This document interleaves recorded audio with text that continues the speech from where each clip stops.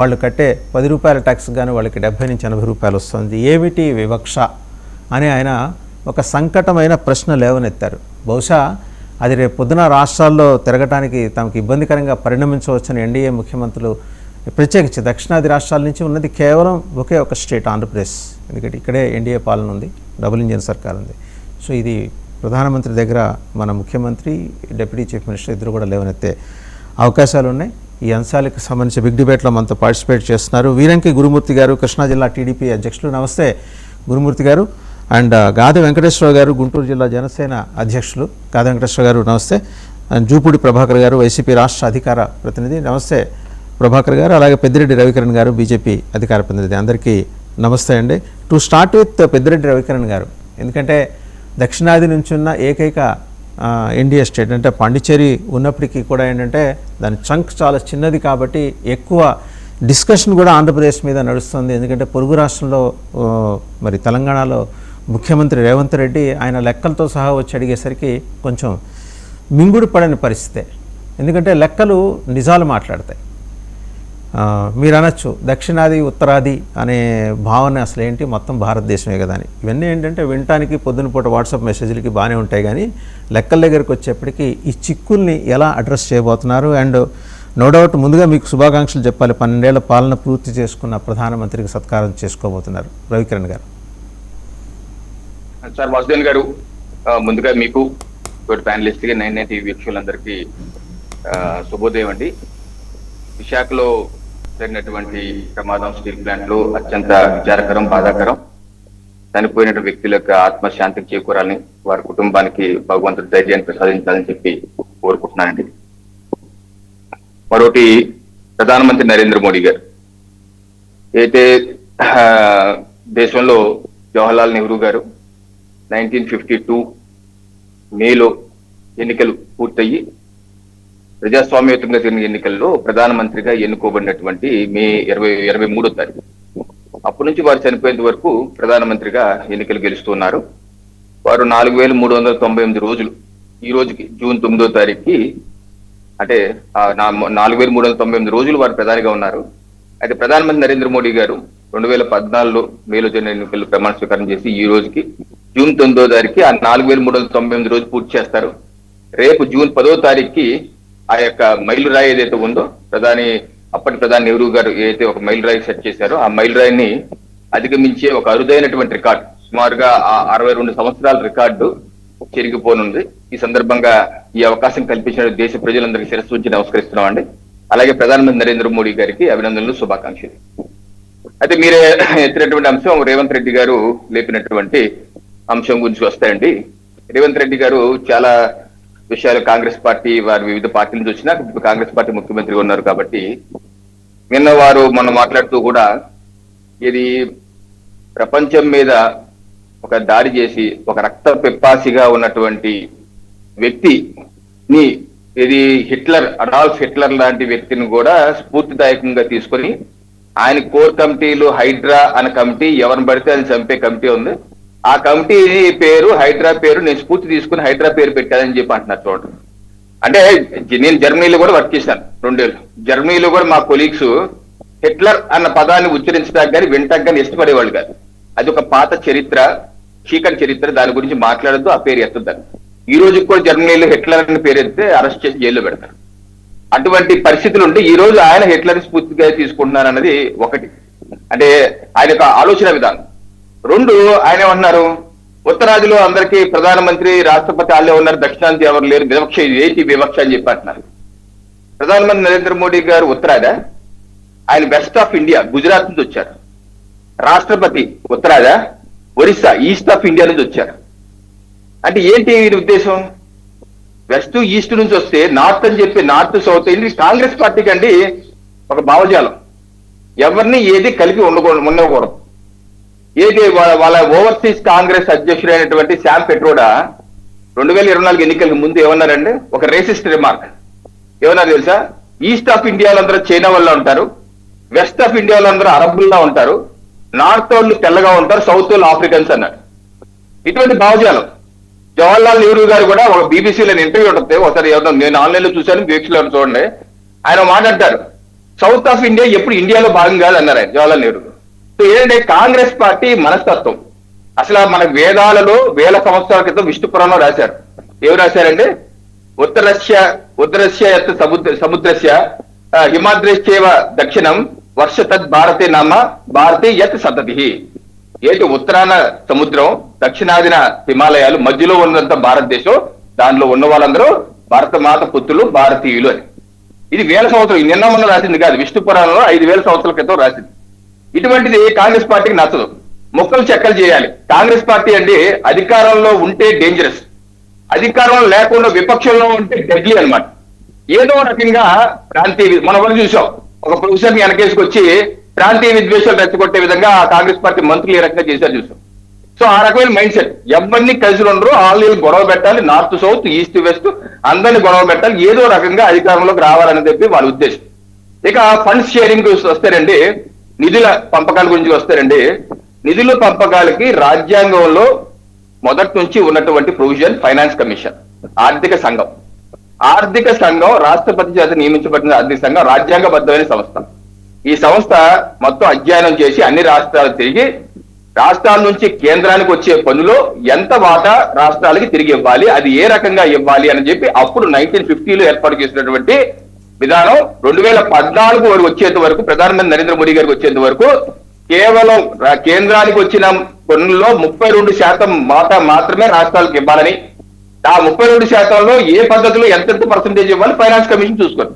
అయితే ప్రధానమంత్రి నరేంద్ర మోడీ గారు వచ్చాక ఆ 32% ఏకంగా 10% పెంచి 42% చేసిన ఘనత భారతీయ జనతా పార్టీ ఎన్డీఏ ప్రభుత్వానికి.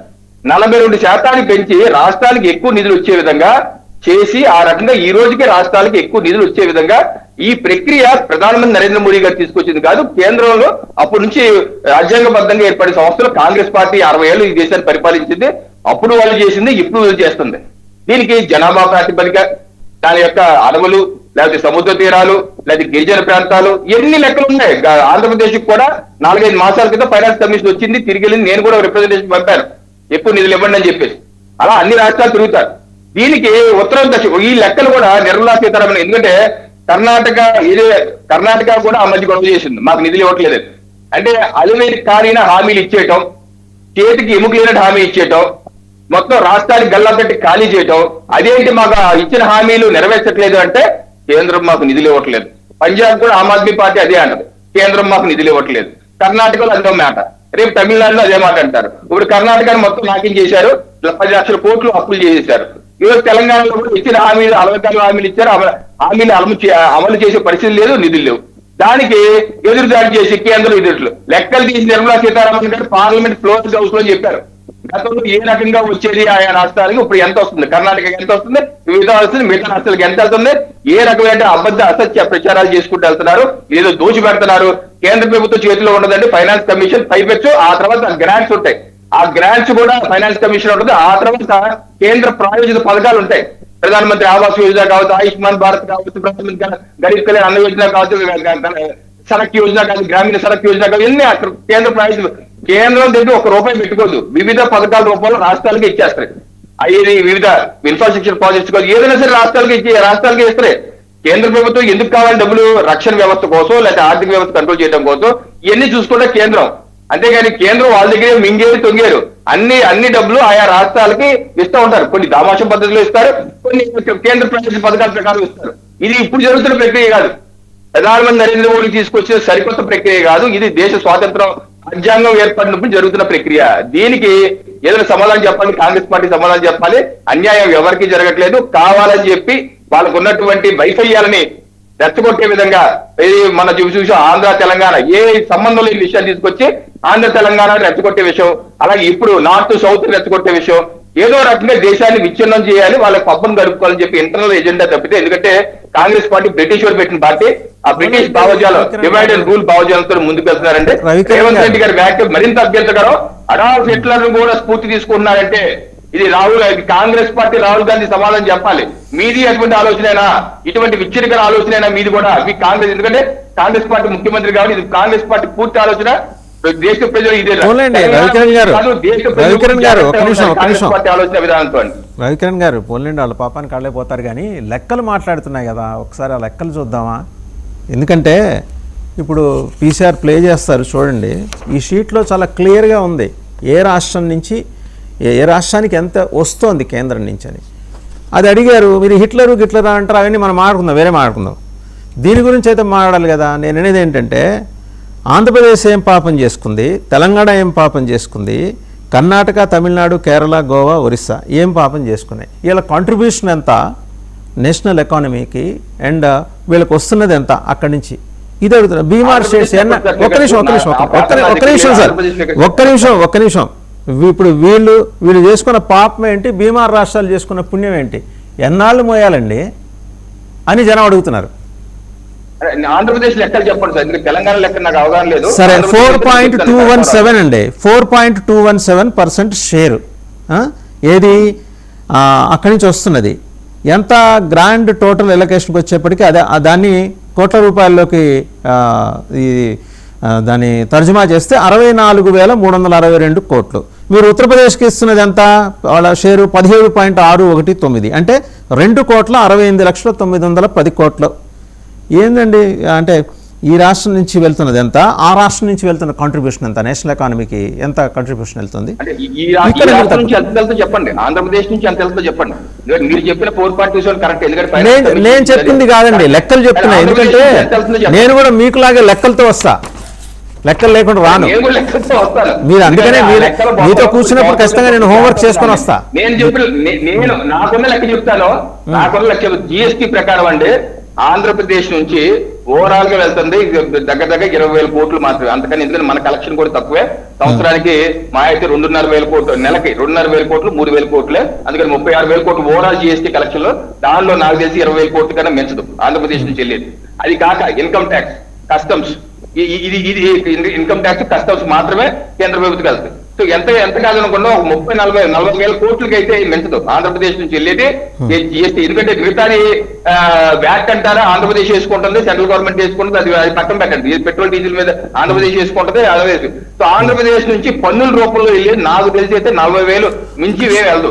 అలాంటిది ఈ రోజు ఫైనాన్స్ కమిషన్ ద్వారా వచ్చేది 64,000 కోట్లు ఒకటైతే, అలాగే గ్రాంట్స్ రూపంలో ఒక 20,000 కోట్ల వరకు గ్రాంట్స్ వస్తున్నాయి. అది కాక కేంద్ర ప్రాయోజిత పథకం చూడండి. ప్రధానమంత్రి గ్రామ ఎన్ఆర్ఈజిఎస్ పథకం ద్వారా సంవత్సరానికి 15,000 కోట్లు రాష్ట్రానికి వస్తుంది, ఆంధ్రప్రదేశ్ రాష్ట్రానికి. అది ఒక్క పథకం ద్వారా. అది కాక మొత్తం ఈ 78 పథకాలు ఉన్నాయి. ఆ పథకాలన్నీ కలుపుకుంటే ఇంకా 60-70,000 కోట్లు ఉన్నాయి. నాకు తెలిసేది సంవత్సరానికి డైరెక్ట్ గా ఇండైరెక్ట్ గా ఆంధ్రప్రదేశ్ కి 1,30,000 కోట్లు, 40,000 కోట్లు. వాటిని ఎందుకు పక్కన పెట్టాలి సార్? మళ్ళీ వస్తాం మీ దగ్గరికి. రవికిరణ్ గారు మళ్ళీ వస్తా. రవికిరణ్ గారు మళ్ళీ వస్తా మీ దగ్గరికి. వ్యాట్ ఎందుకు పక్కన పెట్టాలనేది కూడా మాట్లాడుకుందాం. ఒకసారి మనకి జూపూడి ప్రభాకర్ గారు ఈ కేంద్రం నిధులు వీటి మీద బాగా సమగ్రమైన అవగాహన ఉన్నారు. మరి రేపు పొద్దున అంటే వాళ్ళు అధికారికంగా ఎన్డీఏ తోటి లేరు కాబట్టి మరి విడిగా వెళ్ళి ఏమన్నా కంగ్రాచులేట్ చేస్తారేమో బీజేపీని తెలియదు. సరే, ఇక్కడికి ఈ లెక్కలు మాట్లాడుతున్నాం కదా, రేవంత్ రెడ్డి గారు లేవనెత్తిన అంశం మీద మీ అభిప్రాయం, జూపూడి ప్రభాకర్ రావు గారిగా మీ అభిప్రాయం, వైసీపీ పార్టీగా మీ అభిప్రాయం, రెండు చెప్పండి. ముందుగా వాసుదేవన్ గారు, మీకు ఈరోజు ప్యానల్లో ఉన్నటువంటి తమ్ముడు రవికిరణ్, అదేవిధంగా గురుమూర్తి గారు, మా అన్న గాదన్న గారికి వినపడుతుందా సార్? వినిపిస్తుందండి. Okay, thank you. 99 ప్రేక్షకులకి నమస్కారం సార్, గుడ్ మార్నింగ్. అంటే భారతదేశ ఆర్థిక వ్యవస్థను చూసినప్పుడు రాష్ట్రాల వారీగా నాకు తెలిసి చాలా వేరియేషన్స్ రాష్ట్రానికి అదేవిధంగా నార్త్కి, సౌత్కి, ఈస్ట్కి, వెస్ట్కి ఉన్న అంశం దీన్ని ఎవరు కాదనలేరు. నంబర్ 1, మీరు ముందుగా చెప్పినట్టుగా yes, we will also congratulate our honourable prime minister of India. ఆయన హైయెస్ట్ డేస్ ప్రైమ్ మినిస్టర్ గా ఈ దేశంలో ఉన్నందుకు అది పార్టీలకు అతీతంగా ఇట్స్ ఎ ఫ్యాక్ట్. కాబట్టి వైఎస్ఆర్ కాంగ్రెస్ పార్టీగా ఖచ్చితంగా మేము కూడా అభినందిస్తున్నాం. రికార్డు ఈ రోజు వరకు ఉన్న రికార్డుని మోడీ గారు అధిగమించారు కాబట్టి ఆయనకి కంగ్రాచులేషన్స్ కూడా చేస్తున్నాం. ఇది ఎవరు చేసినా, ఏ పార్టీ చేసినా ఈ రోజు వరకు అయితే ఇది క్రికెట్ టీం లాగా కాకుండా ఎవరు ఎక్కువ రన్స్ కొట్టారు, ఎవరు ఎక్కువ వికెట్స్ తీసుకున్నారు, ఎవరు ఎక్కువ మ్యాచెస్ ఆడారు, ఇవి కాకుండా దీన్ని పొలిటికల్ యాంగిల్లో మాత్రం చూడగలిగితే మంచిదనేదే నా అభిప్రాయం. మీరు ముందు పెట్టినటువంటి statistics according to the finance commission of India, finance commission ఎప్పుడు కూడా భారతదేశ రాష్ట్రాల మధ్య అంతరాలు లేవని ఏ రోజు చెప్పట్లేదు. అట్లనే all the states are not equal as per as the finance is concern అని కూడా ఫైనాన్స్ కమిషన్ నాకున్నటువంటి టెక్నికల్ నాలెడ్జ్ పక్కన పెట్టండి, పొలిటికల్ నాలెడ్జ్ కానీ లేకపోతే పబ్లిక్ అడ్మినిస్ట్రేషన్ లేదా పొలిటికల్ సైన్స్ లో మాస్టర్స్ చేసినటువంటి నాకు కూడా ఎక్కడ కూడా అవి లేవు అన్ని ఈక్వల్ అని కూడా చెప్పలేదు. When it comes to the allocation really what's happening, this is most important, whether Congress party in the power or NDA in the power, ఇవన్నీ పక్కన పెట్టాలి. ఈరోజు రేవంత్ రెడ్డి గారు ఏమన్నారు అనే దాని మీద నడిపే కన్నా మీరు కొన్ని స్టాటిస్టిక్స్ వాస్తవాలు మాట్లాడతాయని చెప్పారు. అంటే మేమైనా ఎన్ని రకాలుగా మాట్లాడినా ఆ లెక్కలు ఉంటాయి కాబట్టి లెక్కల్లోకి వద్దాం. లెక్కల్లోకి వచ్చే ముందు ఒక అంశాన్ని నేను కామన్ మ్యాన్ ఏమనుకుంటున్నాడు, లేకపోతే భారతదేశ రాజకీయ political representative who enter in to the democratic institutions, ఎవరైతే పార్లమెంట్ లోకి వెళ్ళారో, అసెంబ్లీలోకి వెళ్ళారో, కౌన్సిల్లోకి వచ్చారో, లేకపోతే రిప్రజెంటేటివ్స్ గా నాయకత్వం ఇస్తున్నారో, వాళ్ళు పార్లమెంట్ లో కానీ, అసెంబ్లీలో కానీ, రాష్ట్రాల్లో కానీ, లేకపోతే సెంట్రల్ లో కానీ రియల్ గా ఏం చేస్తున్నారు దీని మీద మనం చూడాలి. There are standing committees in parliament. మీ అందరికీ తెలుసు, ఫైనాన్స్ మినిస్టర్ ఉన్నప్పుడు కూడా the value has been given according to the Indian constitution. Parliamentary committees are most important. According to the parliamentary committees ఇందాక రవికిరణ్ గారు చాలా అంశాలు చెప్పారు. Prizing one party which is in power or opposition లో ఉన్న parties ఇవన్నీ ఏం చేశాయని కాకుండా ప్లానింగ్ కమిషన్ ఏ రాజకీయ పార్టీ ఉన్నా సరే, ఫైనాన్స్ కమిషన్, ప్లానింగ్ కమిషన్ ఎత్తేసారు అనుకోండి, ఇందాక 32 నుంచి 42 దాకా తీసుకొచ్చారు, రాష్ట్రాలకు ఇవ్వాల్సిన వాటాలని చెప్పారు, సంతోషం. But at the same time planning commission ఎక్కడికి వెళ్ళింది? Why have been remove the planning commission, దాని ప్లేస్ లో నీతి ఆయోగ్ ఎందుకు తీసుకొచ్చారు? What is the problem with the planning commission? What is the link between planning commission, finance commission? ఈ రెండింటికి ఉన్నటువంటి అవినాభావ సంబంధం ఏంటి? ఇప్పుడు మోనోపోలీగా ఉన్నటువంటి నీతి Aayog is really allowing the planning commission to do the work, finance commission. ఇవన్నీ చూసినప్పుడు మనకి ఇండియన్ పాలిటిక్స్ ని, లేకపోతే పార్లమెంటరీ కమిటీస్ ని, లేకపోతే మనకున్న కాన్స్టిట్యూషనల్ కమిషన్స్ ఏది ఎఫెక్టివ్ గా ఉంది, ఏది ఇన్ఎఫెక్టివ్ గా చూసినప్పుడు వీళ్ళ రోల్స్ అన్ని కూడా అధికారంలో ఏ పార్టీ ఉంటే ఆ పార్టీకి అనుగుణంగా మారిపోతాం. So coming to the south India, south India GDP ఎంత ఉన్నది? ఎంత అండి భారతదేశ జీడిపిలో? సౌత్ ఇండియా నీకు మ్యాన్ పవర్ ని మీరు లెక్కేయగలిగితే ఎంత మ్యాన్ పవర్ భారతదేశంలో సౌత్ ఇండియా కాంట్రిబ్యూట్ చేస్తూ ఉంది? ఈరోజు the super brains what you are talking about entire global, Modi గారు ప్రపంచంలోకి వెళితే అది నెదర్లాండ్ కానివ్వండి, అమెరికా కానివ్వండి, ఇంగ్లాండ్ కానివ్వండి, లేదా రష్యా కానివ్వండి, బహిరంగ సభలు పెడుతున్నటువంటి తెలుగు వాళ్ళందరూ ఎక్కడి నుంచి వచ్చారు? The not from the south India.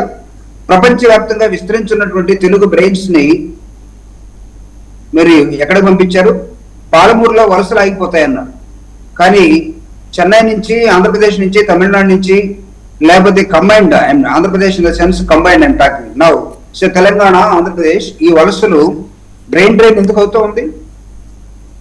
మీరు ప్లానింగ్ కమిషన్ కానీ లేదా ఫైనాన్స్ కమిషన్ కానీ ప్రాపర్ గా ఈ దేశంలో, ఈ రాష్ట్రంలో అడ్రస్ చేయగలిగితే అంతెందుకు, నిన్నగాక మనం వచ్చినటువంటి మీ delimitation when you linked with the women reservation అయిపోయిన దానికి తీసుకున్నప్పుడు వచ్చినట్టు లెక్కలేంటి? ఆ తెలంగాణ ముఖ్యమంత్రి జీడిపి తోటి లెక్క కట్టి మాకు డీలిమిటేషన్ చేయమన్నాడు. విచిత్రంగా కనబడచ్చు. నేను I'm not totally supporting, but there are arguments which are coming. ఈ ఆర్గ్యుమెంట్స్ కి మనం విశ్లేషణ చేయాల్సిన అవసరం ఉందా లేదా? జస్ట్ లైక్ దట్ వదిలేస్తామా? లేదు, పాపులేషన్ బేస్ అన్నాం. పాపులేషన్ లో ఏమన్నారు? ఇంక్లూడింగ్ చంద్రబాబు నాయుడు గారు, ఆనరబుల్ సీఎం ఏమన్నాడు? మా దగ్గర పాపులేషన్ మేము ప్లానింగ్ ఇందిరాగాంధీ చెప్పినటువంటి ఫ్యామిలీ ప్లానింగ్ ని పాటించే కాబట్టి తగ్గిపోయింది, సౌత్ ఇండియాకి అన్యాయం జరుగుతుందని అన్నారు. Is it not fact? So ఇవన్నీ వచ్చినప్పుడు ఆఖరికి అల్టిమేట్ గా ఒక తమ్ముళ్ళు ఏం పట్టుకొచ్చారు? లేదండి అన్ని స్టేట్లలో 50% పెంచేస్తున్నాం.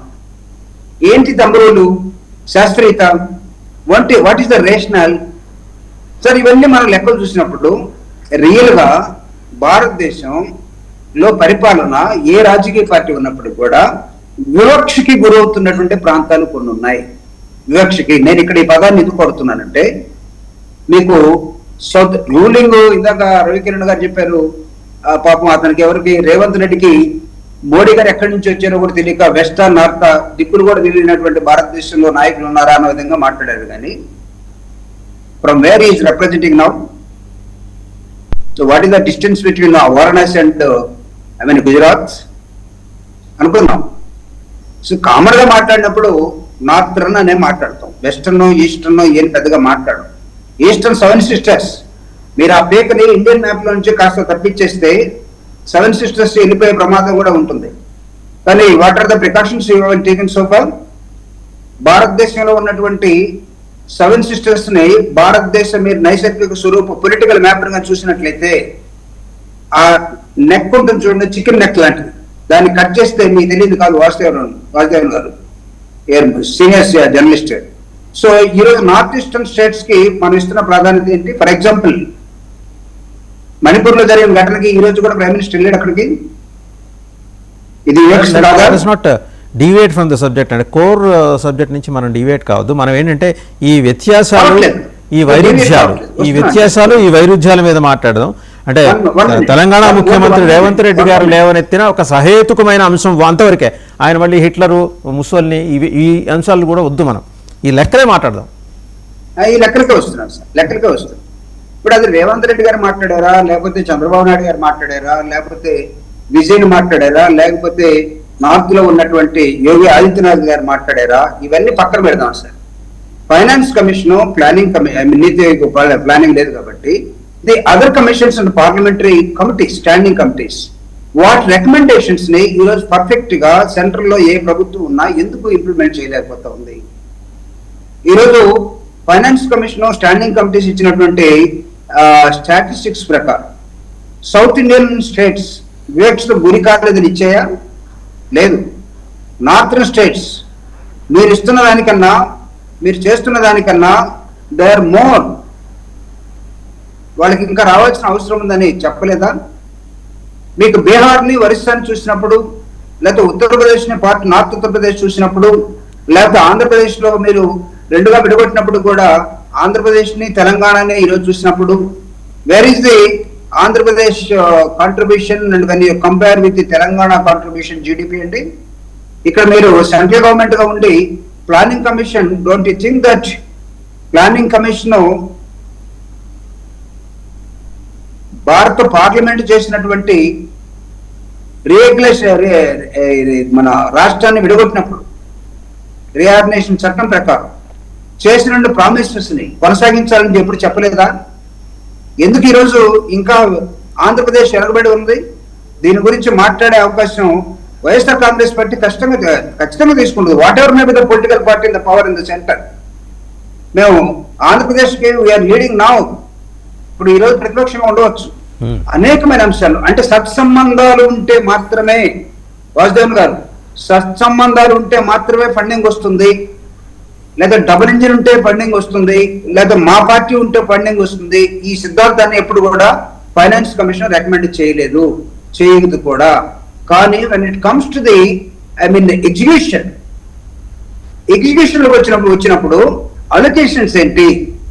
రేవంత్ రెడ్డి గారు ఏం మాట్లాడారో మీరు దాని మీద మాట్లాడమన్నాను. కానీ నేను అనేది partly there are facts, partly కొంత నచ్చకపోవచ్చు, బట్ నష్టం కలుగుతున్నటువంటి రాష్ట్రాలుగా, తెలుగు రాష్ట్రాలుగా, సౌత్ ఇండియాలో ఈ రోజు ఉన్నటువంటి మాటల కన్నా లెక్కలు మాట్లాడతాయి, స్టాటిస్టిక్స్ మాట్లాడతాయి అని చెప్పారు. దాన్ని బేస్ చేసుకుని మనం ఉండాలి. కానీ సౌత్ ఇండియా నుంచి ఉన్నటువంటి finance minister where is the role అండి? నేను అడుగుతూ ఉన్నాను. సరే, ఇప్పుడు నెక్స్ట్ రౌండ్ లో మనం మాట్లాడదాం. నెక్స్ట్ రౌండ్ లో జూపిడి గారు, నెక్స్ట్ రౌండ్ లో మాట్లాడదాం. ఒకసారి గాదే వెంకటేశ్వర గారి దగ్గరికి వెళ్దాం. వారు ప్రస్తావన చేశారు, గాదే వెంకటేశ్వర గారు, జూపిడి గారు, సౌత్ ఇండియా నుంచి ఉన్న ఫైనాన్స్ మినిస్టర్ ఏం చేశారండి? ఆవిడని ఒకసారి మనమే రాజ్యసభకు పంపించాం ఇక్కడి నుంచి. సో ఓకే, ఆవిడ నేరుగా ఎలక్షన్స్ చెప్పారు కూడా. పాపం అంటే సింపుల్గా ఉంటారు, చాలా నిబద్ధతతో పనిచేసే పార్టీ కార్యకర్తగా ఆవిడ ఆ స్థాయికి వెళ్ళారు. అదర్ దాన్ ఏది తన డిసిప్లిన్ తప్పించి ఇంకేం కూడా మాట్లాడారు కాంట్రవర్సీస్లో. కానీ ఏంటి ఇది బియాండ్ ద సబ్జెక్ట్ అనుకోవద్దు. రవికిరణ్ గారికి కూడా కోపం వచ్చినా కూడా మళ్ళీ మీ కోపాన్ని నెక్స్ట్ రౌండ్లో మీరు నా మీద తీసుకోవచ్చు రవికిరణ్ గారు. ఇక్కడ భోగరాజు పట్టాభిషిక్తనాయ గారు అని ఒక ఆయన ఉండేవాళ్ళండి ఆంధ్రప్రదేశ్లో. ఆయన పాపం తెలియక ఆంధ్రా బ్యాంక్ అని ఒకటి పెట్టాడు అప్పట్లో. అది కాస్త తీసి పారేసింది మీ కూటమి ప్రభుత్వం, ఘనత వహించిన ఆర్థిక మంత్రి నిర్మలా సీతారామన్ గారి ఆధ్వర్యంలోనే. ఆవిడ లెక్కలు ఆవిడకు ఉంటాయి. ఆంధ్రా బ్యాంక్ ఆంధ్ర అనే పేరేమో పడదేమో, మీరేమో రేపెళ్ళి ఆయన కంగ్రాచులేట్ చేస్తున్నారు. 12 ఏళ్ళు అయిపోయిందండి, ఇలా 4300 రోజులు దాటి నెహ్రూ గారి రికార్డుని మీరు అధిగమించేశారని. మన తెలుగు పేరే అక్కడ లేకుండా పోయిన తర్వాత మీరు వెళ్ళి ప్రధానమంత్రిని కంగ్రాచులేట్ చేసి ప్రయోజనం ఏంటి సార్? మీరు కానీ తెలుగుదేశం కానీ నాకు అర్థం కాదు. ఈ ఒక్క ప్రశ్నకి సమాధానం చెప్పి, అంటే బ్యాంక్ పేరు మీకు నచ్చలేదా, భోగరాజు గారి ఫోటో మీకు నచ్చలేదా, కారణం ఏంటి? మీరు తమిళనాడు లేకపోతే మహారాష్ట్ర ఇలాంటి పేర్లు ఉన్నాయి, పంజాబ్, అవి తీసేస్తారా? తీయగలరా? మీకు ఆ దమ్ము ఉందా? నేను అడుగుతున్నది ఎన్డీఏ ప్రభుత్వాన్ని, గాది వెంకటేశ్వర గారు.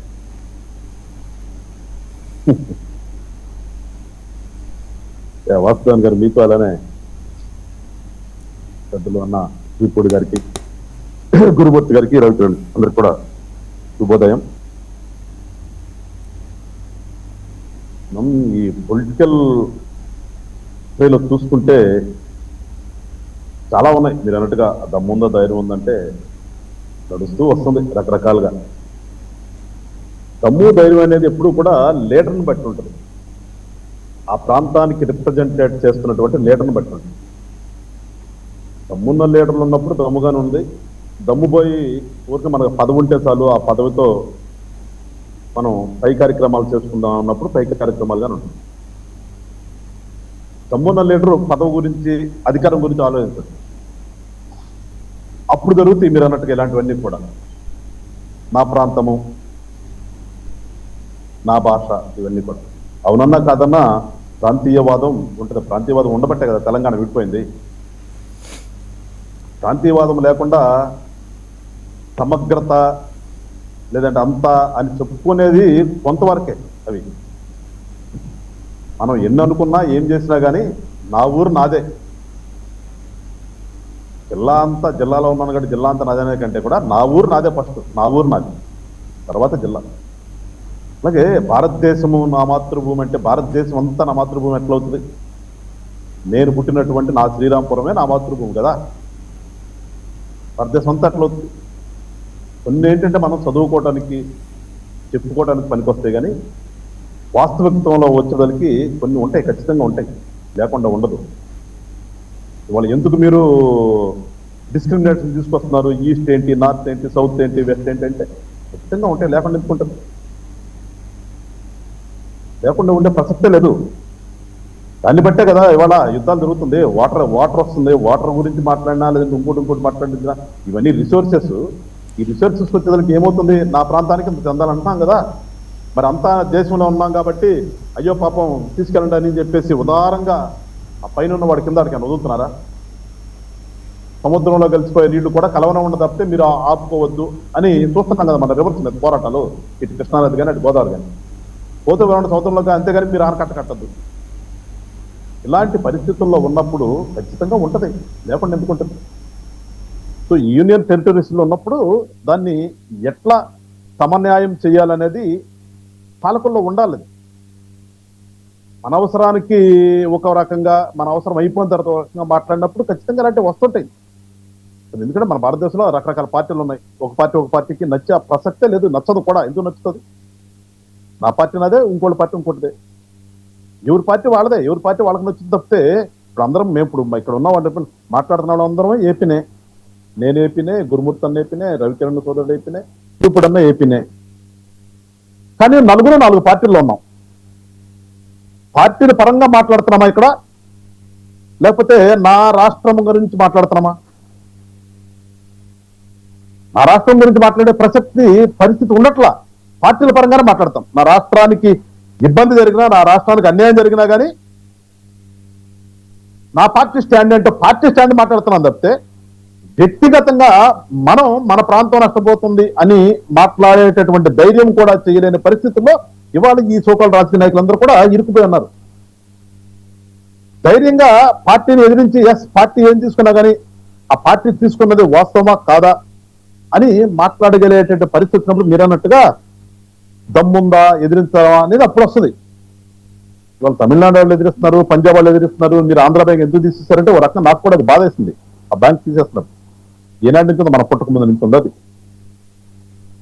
మరి అదంటే నష్టాల్లో ఉందంటే నాకు తెలిసినంత వరకు అది పెద్ద నష్టాల్లో ఉన్నట్టుగా నాకు అంత నాకు అంత అవగాహన లేదు, కానీ నాకు తెలిసినంత వరకు నష్టాలు అయితే ఉండదు. ఎందుకంటే సో మెనీ బ్రాంచెస్ అదే, అది చాలా పెద్ద ఇన్స్టిట్యూషన్ అయింది. నష్టాల్లో అనుకోవట్లా. గాది వెంకటేశ్వర గారు, ఫైనాన్స్ మినిస్టర్ చెప్పేది ఏంటంటే నష్టాల్లో ఉన్నదని. మరి అలాంటి నష్టాల్లో పిఎన్బి కూడా ఉంది, పంజాబ్ నేషనల్ బ్యాంక్ ఉంది, bank of Maharashtra has experienced losses, and Tamil Nadu నుంచి ఉన్న ఇవి బ్యాంకులు కూడా కొన్ని ఇండియన్ బ్యాంక్ క్లాసెస్లో ఉంది. ఇండియన్ బ్యాంక్ పేరు మార్చారా? అంటే కేవలం ఆంధ్ర అంటే అలుసా, ఆంధ్ర అంటే అలుసా. సరే, మనం అది ఇంకో రోజు మాట్లాడుకుందాం ఖచ్చితంగా. ఈ ఎలకేషన్స్ దగ్గరికి వచ్చేప్పటికీ మన దగ్గర నుంచి కంట్రిబ్యూషన్ ఎంత, మనకు వస్తున్నది ఎంత, వాటా ఎంత? బీమార్ స్టేట్స్ ఎన్నాళ్ళు బీమార్ అండి, ఎన్నాళ్ళు మోయాలండి? ఉత్తరప్రదేశ్ని, బీహార్ని, లేకపోతే మధ్యప్రదేశ్ని, వెస్ట్ బెంగాల్ అయితే నా have soft corner for west Bengal. ఎందుకంటే 70 ఏళ్ళుగా అక్కడ అభివృద్ధి అనేది లేదు కాబట్టి వాళ్ళని మనం సపోర్ట్ చేయాలి. అవసరం అయితే ఇంకో రూపాయి ఎక్కువ వేసిన సపోర్ట్ చేయాలి వెస్ట్ బెంగాల్ని ఇవాళ ఉన్న పరిస్థితుల్లో. కానీ ఉత్తరప్రదేశ్కి, బీహార్కి, మధ్యప్రదేశ్కి ఎందుకు మనం పే చేస్తున్న ట్యాక్సెస్ నుంచి ఒక చంక్ తీసుకొచ్చి అక్కడ పెట్టాలి? నేను సౌత్ ఇండియా, నార్త్ ఇండియా అనే విభజన తీసుకున్నాను. South of India, north of India అంటాను, కానీ సౌత్ ఇండియా, నార్త్ ఇండియా అనేవి అయితే లేవు నా వరకు అయితే. నేను ఆ విషయంలో నాకు క్లారిటీ ఉంది. వెంకటేశ్వర గారు వాస్తవం గారు, ఇప్పుడు ఏమవుతుందంటే మనకి ప్లానింగ్ కమిషన్ పోయింది, ఇవాళ ఫైనాన్స్ కమిషన్ ఇలా నీతి ఆయోగ్, ఇట్లా మనకు రాజ్యాంగబద్ధంగా ఏర్పడినటువంటి కొన్ని సంస్థలు కొన్ని పారామీటర్స్ పెట్టుకున్నప్పుడు ఆ పారామీటర్స్ లో పెడుతుంది ఎవరు? అక్కడి నుంచి కదా రావాల్సింది. ఇందాక చూపుడని చెప్పాడు ఏం చేస్తున్నాయి పార్లమెంటరీ కమిటీలని. ఇప్పుడు ఫైనాన్స్ కమిషన్ రాగానే ఫైనాన్స్ కమిషన్ వాళ్ళ సొంతది కదా, నిర్ణయాలు ఎక్కడి నుంచి వస్తాయి? దాంట్లో పెట్టేటటువంటి మనం కండిషన్స్ కానీ, రూల్స్ కానీ, రెగ్యులేషన్స్ ఇవన్నీ ఎక్కడి నుంచి వస్తాయి? పార్లమెంట్ నుంచి కదా వచ్చేది. అప్పుడు వీళ్ళందరూ కూడా నోరు మూసుకుని కూర్చోబెట్టి ఇలాంటిది డిస్క్రిమినేషన్ వస్తుంది. మన ప్రాంతాల నుంచి వెళ్ళినటువంటి ఈ సోకాల్డ్ ఈ రిప్రజెంటేటివ్స్ అక్కడ నోరెత్తి మాట్లాడే పరిస్థితి ఉండట్లేదు కదా.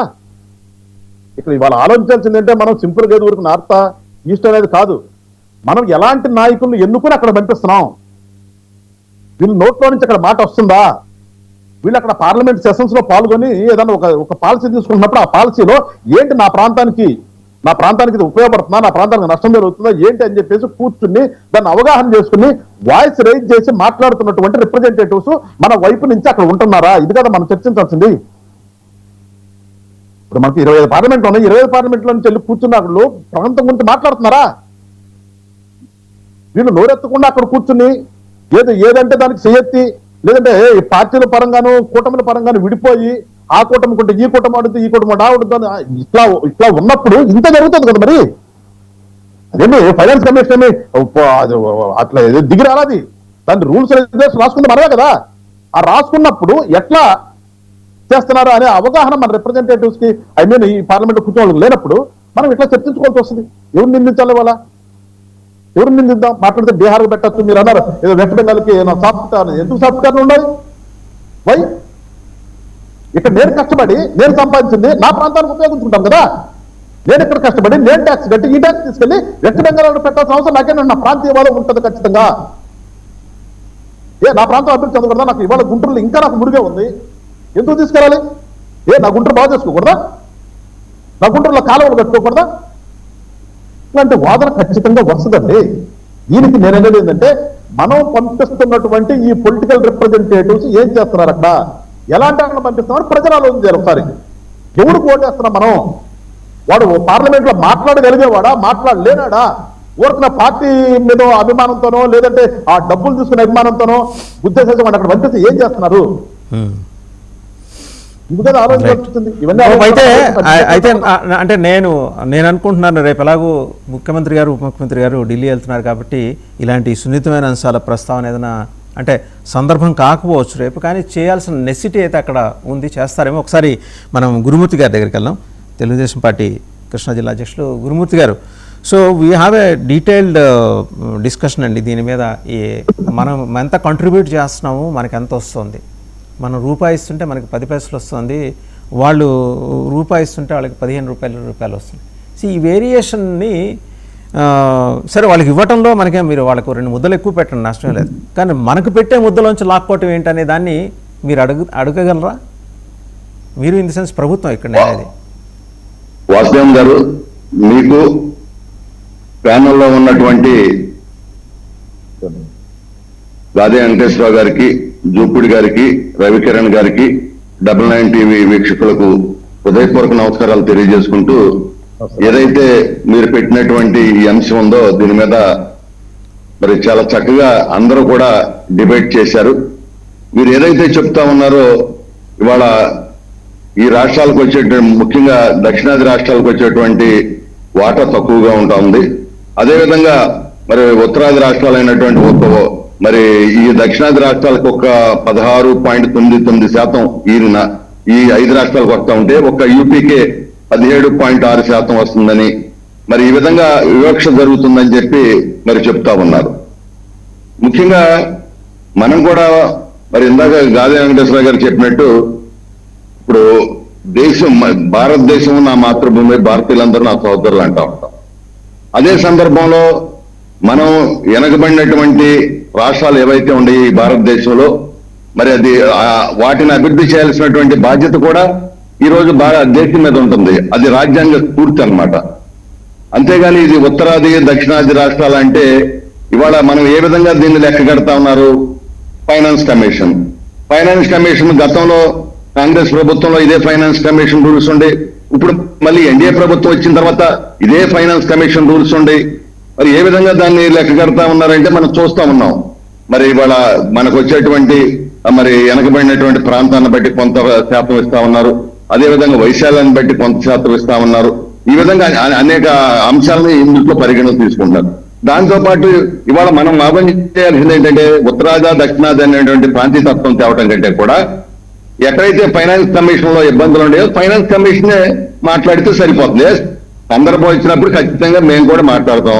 అభివృద్ధి చెందినటువంటి రాష్ట్రాలకు కూడా మన డబ్బులు మరి ఈ శాతం మరి ఇవ్వాలి. ఎందుకంటే అభివృద్ధి చెందిన రాష్ట్రాలకు కూడా ఆ పాయింట్ కూడా తీసుకుంటే దాని ద్వారా కూడా మరి వెనకబడిన రాష్ట్రాలు ఇంకా త్వరితగతిన ముందుకు రావడానికి అవకాశం ఉంటుంది. కాబట్టి అది కూడా ఒక పాయింట్ పెట్టి ఫైనాన్స్ కమిషన్, ఎందుకంటే ఫైనాన్స్ కమిషన్ అన్నట్టు వెంకటేశ్వర గారు చెప్పినట్టు మనం పెట్టుకున్నది రూల్స్ అండ్ రెగ్యులేషన్స్, దాన్ని మార్చుకోవచ్చు, దీంట్లో తప్పేం లేదు.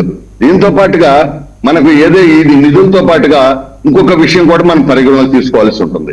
ఇవాళ ఏదైతే కేంద్ర ప్రభుత్వం పెట్టేటువంటి పథకాలు ఉంటాయో ఆ పథకాల రూపంలో కూడా మనకి నిధులు వస్తా ఉంటాయి.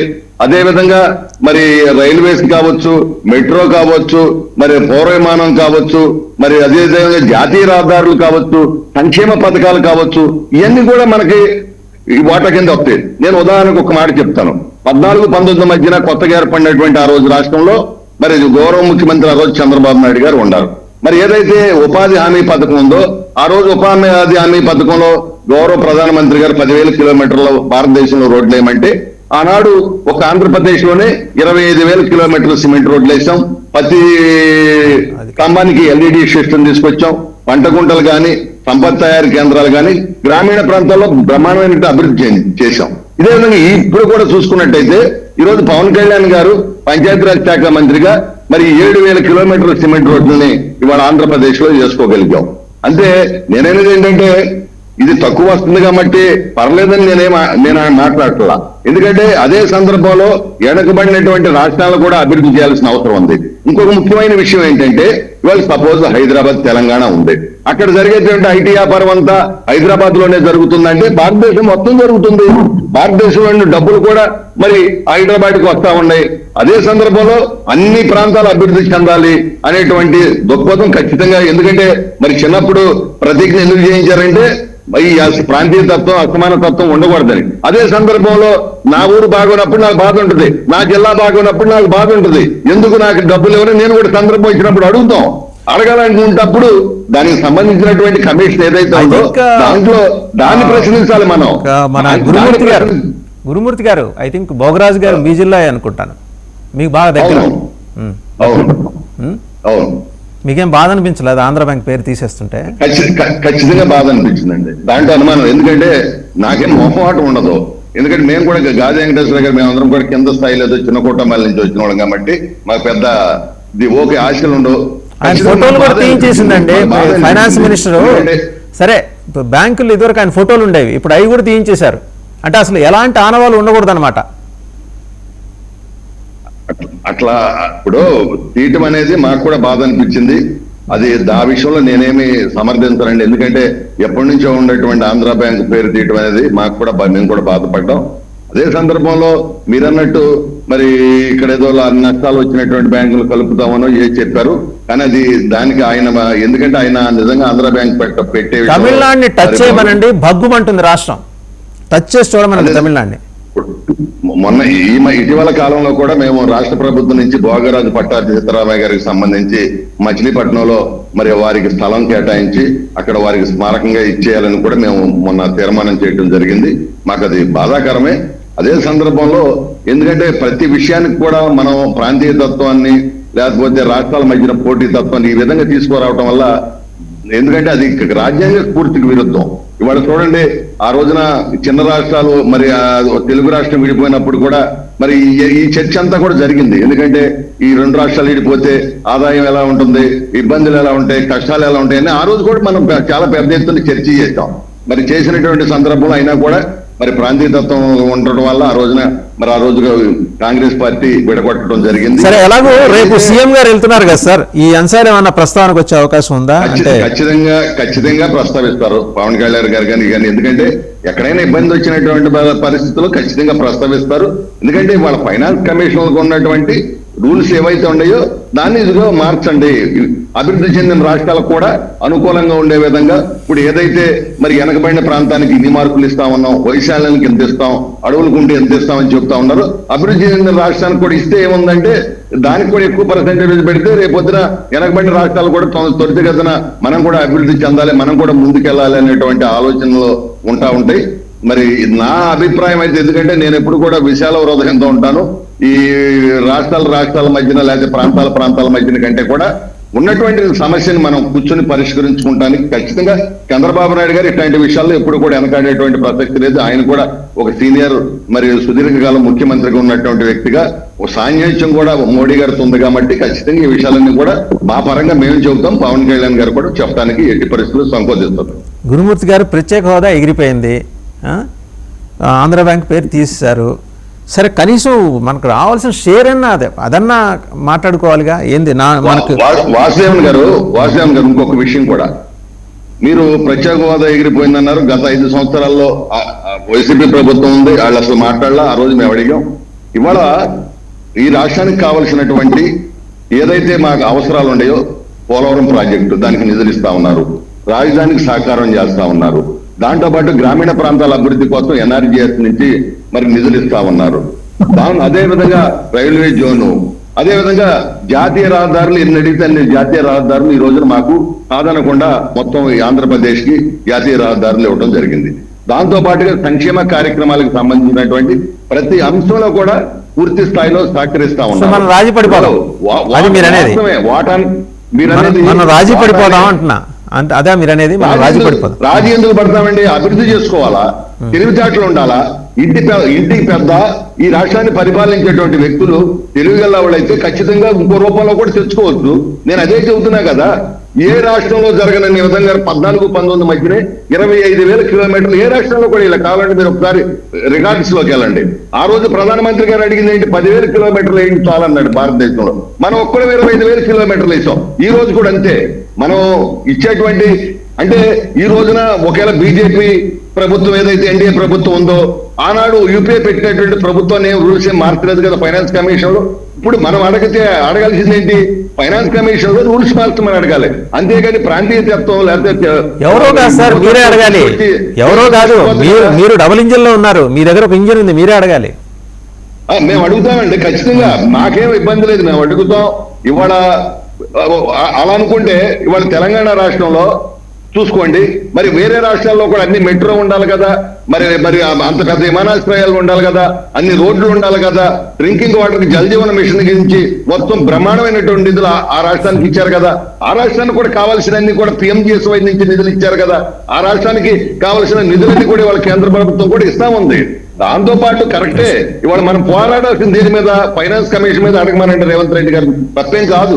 అంతేగాని రాష్ట్రాల మధ్య ఇట్లా వివక్ష అనేది, ఎందుకంటే అది మంచిది కాదనేది నా అభిప్రాయం. రైట్. రవికిరణ్ గారు.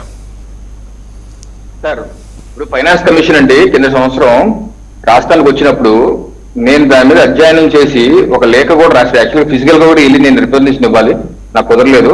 దానిలో నేనేమన్నానంటే, మీరు కొన్ని పారామీటర్స్, జనాభా, అలాగే కొండలు, లేకపోతే గిరిజన ప్రాంతాలు ఇలా చూస్తున్నారు కదా, దీంతో పాటు తీర ప్రాంతాల్లో అధికంగా ఉన్న రాష్ట్రాలు, తీర ప్రాంతాల తుఫానుల కారణంగా, వర్షాల కారణంగా, రకరకాల కారణంగా అనేకమైనటువంటి ఆర్థిక విధ్వంసం జరుగుతుంది. దాన్ని కూడా మీరు ఒక పారామీటర్ గా తీసుకొని, దాన్ని కూడా మీరు కన్సిడరేషన్ చేసుకుని, ఆ నష్టాన్ని కూడా కన్సిడర్ చేసుకుని ఫైనాన్స్ కమిషన్ లో ఒక పారామీటర్ గా మీరు పెట్టుకోవాలని చెప్పి నేను లేఖ రాశాను. నేనేంటంటే మన మిత్రులు చెప్పిన సజెషన్స్ తో నేను ఏకీపిస్తాను. ఏదైతే ఫ్యాక్టర్స్, ఇప్పుడు ఫైనాన్స్ కమిషన్ రాజ్యాంగపరమైన వ్యవస్థ, ప్లానింగ్ కమిషన్ కాదు. ప్లానింగ్ కమిషన్ ఒక జీవో మాత్రమే. ఫైనాన్స్ కమిషన్ రాజ్యాంగపరమైన వ్యవస్థ. ఆ వ్యవస్థ ఇప్పుడు కాదు, 50 నుంచి ఉంది. దాని యొక్క ఫ్యాక్టర్స్, దాని యొక్క పారామీటర్స్ మీద చర్చ జరగాలి. ఆ చర్చ మనకు అనుకూలంగా ఏ రకంగా చేసుకోవాలి, మనకు వచ్చిన ఇబ్బంది ప్రకారం చేసుకోవాలి. ఒకటి ఆ రకమైన చర్చ చేసుకోవాలి. మరి ఫైనాన్స్ కమిషన్ ద్వారానే మొత్తం నిధులు వచ్చేస్తే ఇంక దేంతో రాదా అంటే అది కూడా తప్పుడు వాదనే. ఫైనాన్స్ కమిషన్ తో ఒక షేర్ మాత్రం ఇస్తారు. ఇది 42% దానిలో ఏ రాష్ట్రాలకి, ఉత్తరప్రదేశ్ లో 25 కోట్ల మంది జనాభా సార్, ఆంధ్రప్రదేశ్ లో 400 కోట్ల జనాభా సార్. 25 కోట్ల జనాభాకి ఒకటే షేరు, 400 కోట్లు ఒకే షేర్ ఇస్తారా? ఇప్పుడు హైదరాబాద్ రెవెన్యూ, రంగారెడ్డి జిల్లా రెవెన్యూ, తెలంగాణలో రంగారెడ్డి చాలా ఎక్కువగా ఉంటుంది, మిగతా జిల్లాలకు మహబూబ్ నగర్ ఏమి ఉండవు. మరి మహబూబ్ నగర్ ఏమి వద్దా? ఇప్పుడు రంగారెడ్డి జిల్లాలో అందరూ లేచి మా నిధులు మాకే, వేరే జిల్లాలకు ఇవ్వద్దు అంటే ఏమవుతారు? సో ఇలా కాదు. నేనంటే కేంద్ర ప్రభుత్వం కూడా వివిధ పథకాల ద్వారా, అలాగే అభివృద్ధి పథకాల ద్వారా నిధులు ఇస్తుంటారు. ఆంధ్రప్రదేశ్ రాష్ట్రం తీసుకోండి, గత 12 ఏళ్ల క్రితం 2014 ముందు ఒక జాతీయ స్థాయి విద్యా సంస్థ ఉందండి ఆంధ్రప్రదేశ్ లో, సీమాంధ్ర ప్రాంతం ఒకటి ఉందా? ఈ రోజు 12 ఏళ్ల ప్రస్తావనలో చూడండి, గతంలో 2014 ముందు 4000 కిలోమీటర్ల జాతీయ రహదారి ఉంటే అది ఈ రోజు 12,000 చేరుకుంది. 100% రైల్వే విద్యుదీకరణ జరిగిన ఆంధ్రప్రదేశ్ లో, డబులింగ్ లైన్లు, నేను నిత్యం తిరిగే కాకినాడ, భీమవరం, గుడివాడ, విజయవాడ రైల్వే లైన్ నా చిన్నప్పటి నుంచి single line, non electrified, electrification జరగలేదు. అలాంటి 12 సంవత్సరాలు డబులింగ్ అయిపోయింది, ఎలక్ట్రిఫికేషన్ అయిపోయింది, నా కంటి ముందు జరిగింది. సో అలాగే ఎయిర్పోర్ట్లు 2014 ముందు ఎన్ని ఎయిర్పోర్ట్లు ఉన్నాయండి? విశాఖపట్నం, తిరుపతి, మిగతా ఏళ్ళు కదా. ఈ రోజు ఎన్ని ఉన్నాయండి ఆంధ్రప్రదేశ్ లో? 7 ఉన్నాయి.